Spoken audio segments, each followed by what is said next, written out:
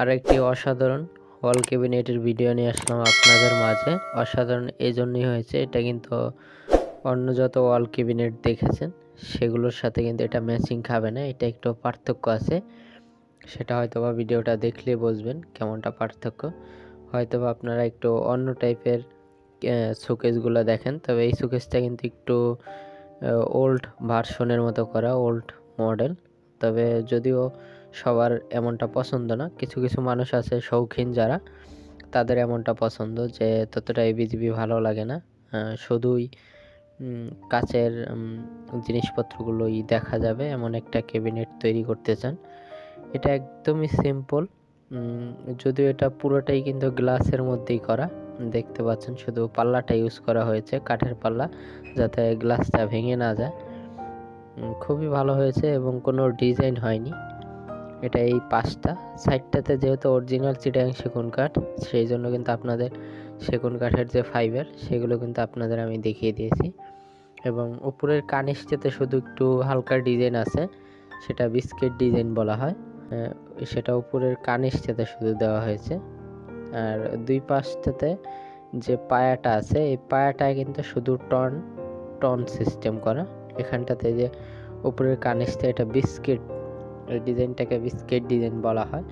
এবং নিচে ছোট ছোট 3টা ডয়ার ইউজ করা হয়েছে। এটা 5 ফিট সাইজের মধ্যে করা হয়েছে, তবে আপনারা চাইলে একটু বড় সাইজের মধ্যেও করতে পারবেন, কোনো সমস্যা নেই।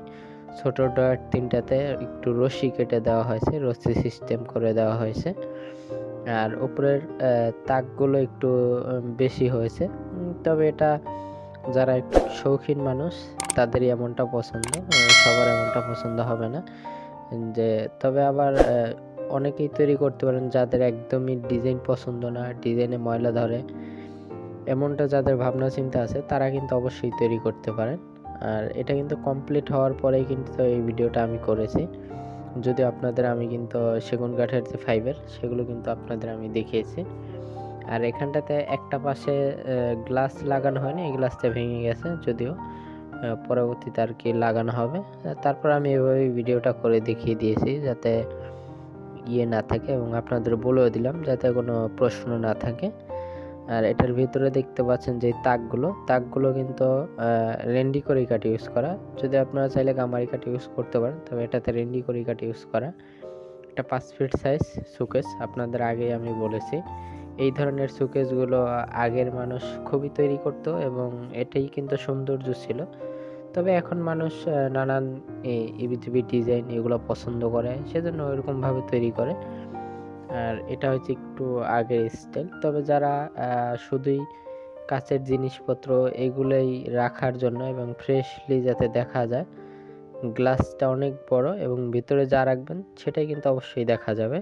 যদিও শোকেজের মধ্যে জামা কাপড় রাখার ততটা প্রয়োজন পড়ে না, যাদের ততটা প্রয়োজন পড়ে না তারাই এমনটা ডিজাইন করতে পারেন। আপনারা এখানটাতে নিচে যে 3টা ডয়ার ইউজ করছে, আপনারা চাইলে ডয়ারটা নাও ইউজ করতে পারেন, একবারে ফ্রেশলি পুরোটাই গ্লাস করতে পারেন। তখন হয়তো বা এটার সৌন্দর্যটা আরেকটু অন্য টাইপের হবে, তখন হয়তো বা আরেকটু ভালোও লাগতে পারে। আর এটা লাইট কালার করা হয়েছে, আপনারা চাইলে অন্য যে কোনো কালারও করতে পারেন।